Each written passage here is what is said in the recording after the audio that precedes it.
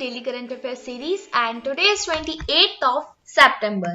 Here the question number 1 is, which organization has developed an indigenous charger for electric vehicles named AC001? And the options are DRDO, ISRO, RI और CSIR. Correct answer है हमारा option C ARAI। जो organisation है उसने एक indigenous charger electric vehicles के लिए develop किया है जिसका नाम है AC001। आपको ये फैक्ट भी याद रखना है, एग्जाम में पूछा जा सकता है कि AC001 आखिर क्या है। तो ये एक इलेक्ट्रिक व्हीकल्स के लिए इंडिजीनियसली बिल्ड चार्जर है। ARAI क्या है? Automotive research association of India, इसका फुल फॉर्म है। इसी ने ये डिजाइन और डेवलप किया है चार्जर इलेक्ट्रिक व्हीकल्स के लिए, क्योंकि आप सभी जानते हैं कि धीरे धीरे रिन्यूएबल एनर्जी को बूस्ट करने के लिए इलेक्ट्रिक व्हीकल्स को प्रमोट किया जा रहा है और इसका लार्ज स्केल में मैन्युफैक्चरिंग करेगी भारत इलेक्ट्रॉनिक्स इस चार्जर का, राइट। अभी तक क्या है, most of the charging components for electric vehicles are imported. अभी हमें बाहर से इंपोर्ट करना पड़ रहा था चार्जर्स को, लेकिन जैसे जैसे इसकी डिमांड बढ़ती जा रही है तो किसी भी चीज को इंपोर्ट करना फीजिबल नहीं होता है। अब हम इसे इंडिजीनियसली डेवलप कर सकते हैं, किसकी हेल्प से? भारत इलेक्ट्रॉनिक्स की हेल्प से। नेक्स्ट क्वेश्चन हमारा है, which state has recently passed a bill to ban online games of chance. हमने पहले भी इस चीज को डिस्कस किया था कि कर्नाटका गवर्नमेंट ने सभी ऑनलाइन गेम्स को बैन कर दिया है जिनमें रिस्क इन्वॉल्व होती है, क्योंकि आपने देखा होगा आए दिन न्यूज़पेपर में भी न्यूज आती है कि बच्चों ने सुसाइड कर लिया या वो गलत तरीके से अपनी लाइफ को डिस्ट्रॉय कर रहे हैं just because of games of chance. तो ऐसे गेम्स जिनमें किसी भी तरीके का खतरा है उसे कर्नाटका पुलिस एक्ट 1963 के तहत बैन कर दिया गया है, जिसमें किसी प्रकार की मनी का रिस्क है या फिर किसी और तरह की रिस्क इन्वॉल्व है, राइट।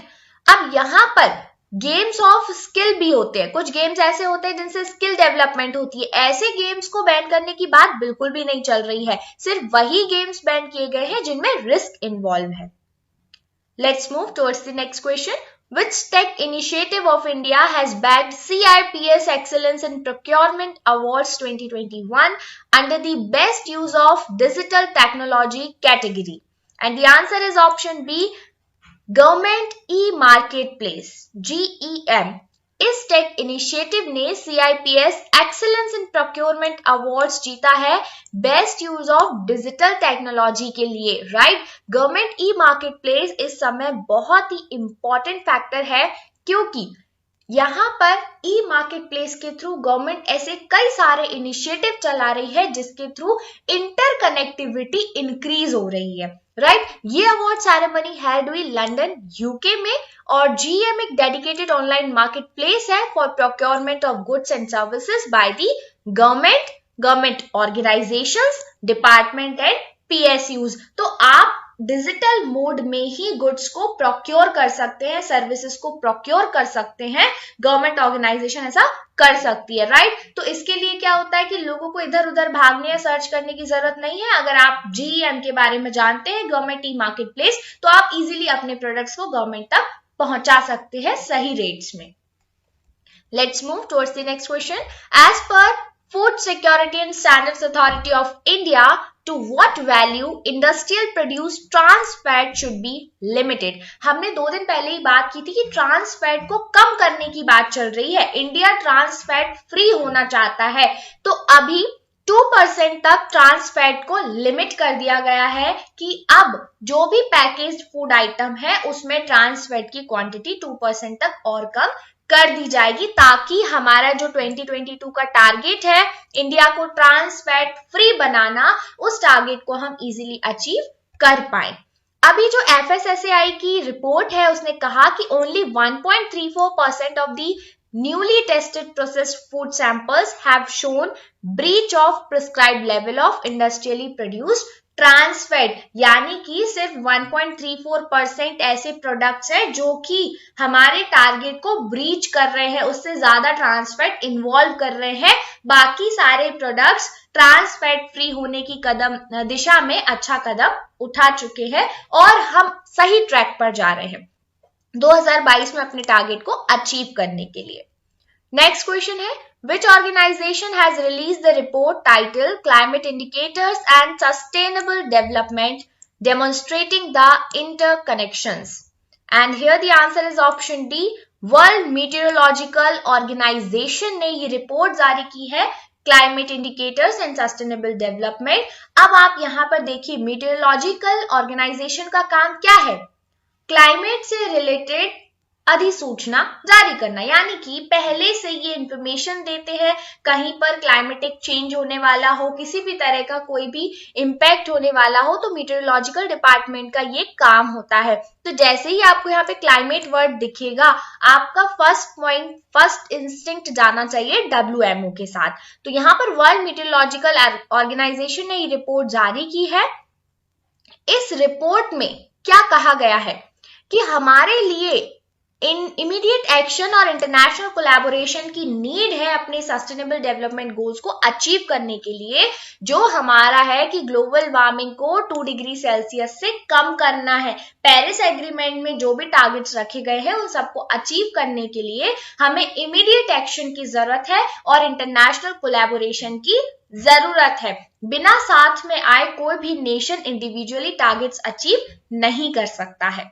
WMO की अगर हम बात करें तो ये एक इंटरगवर्नमेंटल ऑर्गेनाइजेशन है जिसके 192 मेंबर स्टेट्स हैं, और यहाँ पर ध्यान देने वाली बात है कि इंडिया भी WMO का मेंबर है। अगर हम IMO की हिस्ट्री की बात करते हैं, WMO की, तो इसे इंटरनेशनल मीटेरोलॉजिकल ऑर्गेनाइजेशन के नाम से इस्टेब्लिश किया गया था after 1873 Vienna international meteorological Congress. तो आपसे पूछा जा सकता है कि भाई कब इसे इस्टेब्लिश किया गया, किस कांग्रेस के बाद? तो ये आपको याद रखना होगा। एस्टैब्लिशमेंट कैसे हुआ? By the ratification of WMO convention on 23 मार्च 1950। तो फाइनली 1950 में इसको एस्टैब्लिश किया गया, जबकि इसको एस्टैब्लिश करने की बात कही गई थी 1873 में वियना इंटरनेशनल मीटेरोलॉजिकल कांग्रेस में, राइट। ये स्पेशलाइज्ड एजेंसी है UNO की, यानी यूनाइटेड नेशन ऑर्गेनाइजेशन की। अब ये united nation for meteorology, operational hydrology और रिलेटेड जियोफिजिकल साइंसेस में वर्क करता है। हेडक्वार्टर कहां पे है? जेनेवा, स्विट्जरलैंड में। बढ़ते हैं आगे। Who is the first female chancellor of Germany? Germany की पहली फीमेल चांसलर थी एंजेला मार्केल। क्यों ये न्यूज में है? क्योंकि अभी तक ये पूरे 16 साल से एज अ जर्मन चांसलर सर्व कर रही थी। अब इन्होंने डिसीजन लिया है कि ये रिटायरमेंट लेंगी। 2005 से 2021 तक इनका टेन्योर रहा, पहली फीमेल चांसलर रही जर्मनी की। अब इन्होंने रिटायरमेंट का डिसीजन ले लिया है। तो आपको याद रखना है एंजेला मार्केल, इनके बारे में कई बार क्वेश्चन पूछा भी गया है। चलिए बढ़ते हैं अगले क्वेश्चन की ओर। When is world tourism day observed? तो वर्ल्ड टूरिज्म डे ऑब्जर्व किया जाता है 27th ऑफ सितंबर को। इंपॉर्टेंट क्वेश्चन है, 27th ऑफ सितंबर को।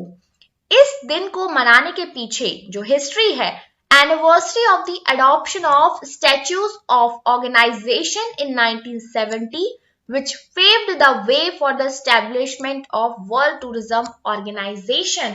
तो united nation world tourism organization को इस्टेब्लिश करने के लिए जो स्टैच्यू था 1970 का, उस दिन जो मीटिंग हुई, जो कॉन्फ्रेंस हुई, उसी दिन को डिसाइड किया गया कि हम world tourism day 27th of सितंबर को हर साल सेलिब्रेट करेंगे। बात करें अगर united nation world tourism organisation की, तो ये भी UN की स्पेशलाइज्ड एजेंसी है, जैसा कि नाम में ही आपको क्लियरली नजर आ रहा है। काम क्या है इसका? टूरिज्म को प्रमोट करना, सस्टेनेबल बनाना और यूनिवर्सली एक्सेसिबल बनाना, राइट। कब एस्टैब्लिश किया गया था? 1975 में। हेडक्वार्टर्स है मैड्रिड, स्पेन में। लिख लीजिएगा, बहुत इंपॉर्टेंट है ये। हेडक्वार्टर्स और एस्टैब्लिशमेंट ईयर, ये दो चीजें एग्जाम में पूछी जाती हैं। WTO एनकरेज करता है implementation of global code of ethics for tourism, यानी कि सोशियो इकोनॉमिक कंट्रीब्यूशन को बढ़ाना और नेगेटिव इम्पैक्ट्स को कम करने पे बेसिकली ये फोकस करते हैं, ताकि टूरिज्म टोटली सस्टेनेबल हो, ऐसा कुछ भी ना हो जिससे किसी भी नेचुरल प्लेस को या टूरिज्म साइट को नुकसान पहुंचे, राइट। तो बढ़ते हैं आगे। Which country has banned crypto currency? और यहां पर हमारा आंसर है ऑप्शन सी, चाइना। चाइना का जो सेंट्रल बैंक है पीपल्स बैंक ऑफ चाइना, इन्होंने 24 सितंबर को बिटकॉइन यानी क्रिप्टो करेंसी को इलीगल करार दे दिया है और बैन कर दिया है। किसी भी फाइनेंशियल एक्टिविटी में अब उसका यूज नहीं किया जा सकता है, ना ही आप उसको सेल और परचेज कर सकते हो, ना ही ट्रांजैक्शंस में यूज कर सकते हो। एक्चुअली में चाइना ने ट्रेडिंग में क्रिप्टो करेंसी को 2019 में ही बैन कर दिया था, लेकिन one of the largest world's largest cryptocurrency market में से एक ये बना हुआ था अब तक, बट फाइनली अब पूरी तरीके से हर एक एक्टिविटी बैन कर दी गई है जो कि क्रिप्टो करेंसी से रिलेटेड है। नेक्स्ट क्वेश्चन हमारा है, who has become the first Indian batsman to score 10,000 runs in T20 format? And the answer is option D, none other than Virat Kohli. Indian men's cricket team के skipper Virat Kohli पहले Indian batsman बन गए जिन्होंने 10,000 runs को achieve कर लिया है T20 format में, राइट। नेक्स्ट क्वेश्चन की ओर बढ़ते हैं।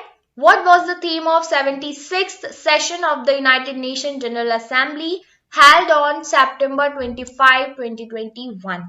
And the answer is option D, building resilience through hope. तो यूनाइटेड नेशंस जनरल असेंबली की जो 76th सेशन हुआ 25 सितंबर को, उसकी थीम रही है building resilience through the hope, ताकि कोविड-19 को लेकर जो भी लॉसेस हुए हैं पूरे ओवरऑल वर्ल्ड में, उसकी रिकवरी कैसे की जाए, इन चीजों पर विचार किया गया। रीबिल्ड करने पर विचार किया गया कि सस्टेनेबली हम किस तरीके से चीजों को रीबिल्ड कर सकते हैं, रिकवर कर सकते हैं और हमारे प्लैनेटरी नीड्स को रिस्पॉन्ड कर सकते हैं, लोगों के राइट्स भी फुलफिल हो सके और हर एक चीज को रिवाइटलाइज करने की बात यहाँ पर कही गई है। Next question, the Defense Ministry has inked a deal with the Airbus to purchase how many C-295 aircraft for the Indian Air Force? Defense Ministry ने डील की है Airbus के साथ C-295 एयरक्राफ्ट को परचेज करने के लिए। तो टोटल 56 एयरक्राफ्ट परचेज किए जाएंगे मिनिस्ट्री ऑफ डिफेंस के द्वारा। इसके लिए $2.5 बिलियन का कॉन्ट्रैक्ट साइन किया है मिनिस्ट्री ऑफ डिफेंस ने Airbus defence and space Spain के साथ, राइट। तो आपसे डायरेक्टली कंट्री का नाम भी पूछा जा सकता है कि किस कंट्री के साथ भारत ने डील की है, स्पेन के साथ, ठीक है। तो एयरबस C-295 मीडियम ट्रांसपोर्ट ये स्पेन का है, राइट। यहां पर आप इमेज में देख सकते हैं इस तरीके से, ये है हमारा Airbus C-295। Okay, let's move towards the next question. Which ministry recently presented Hunarbaaz awards to 75 differently able candidates on Antyodaya Diwas? Antyodaya दिवस के अवसर पर हुनरबाज अवार्ड्स दिए गए। हुनरबाज अवार्ड्स ऐसे स्पेशल 75 डिफरेंटली एबल कैंडिडेट को दिए गए जिन्होंने बहुत ही अच्छा काम किया है। अब यहाँ पर ये किस मिनिस्ट्री के द्वारा दिए गए हैं? तो ये दिए गए हैं मिनिस्ट्री ऑफ रूरल डेवलपमेंट के द्वारा, जिसके अंदर काम करता है national institute of rural development and Panchayati Raj, right. Hyderabad में इसका हेडक्वार्टर है। तो मिनिस्ट्री ऑफ रूरल डेवलपमेंट के अंतर्गत 75 डिफरेंटली एबल कैंडिडेट्स को ये अवार्ड्स दिए गए हैं, याद रखना है आपको।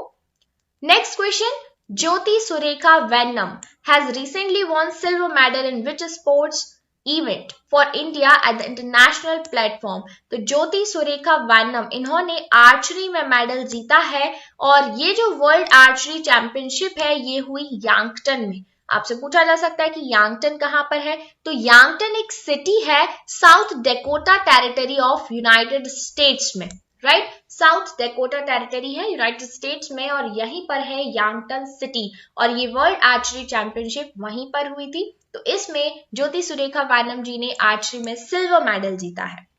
So guys, this is all for today. Thank you so much. Video अगर पसंद आती है तो लाइक और सब्सक्राइब जरूर कीजिएगा। Stay connected.